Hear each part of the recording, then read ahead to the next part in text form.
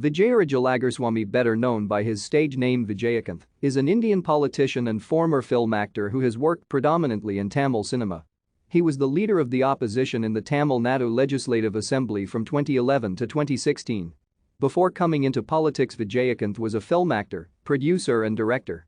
Vijayakanth is also the current DMDK chairman of Tamil Nadu Legislative Assembly.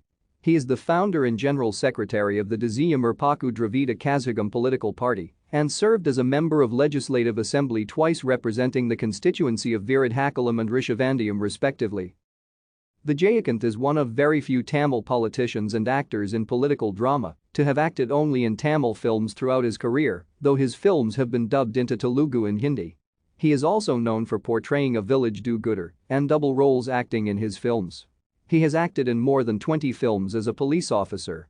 By far the most times by any actor of his time in Tamil cinema to have donned the khaki in films. Thank you for watching. Like and subscribe if you would like to view more of our videos. Have a nice day.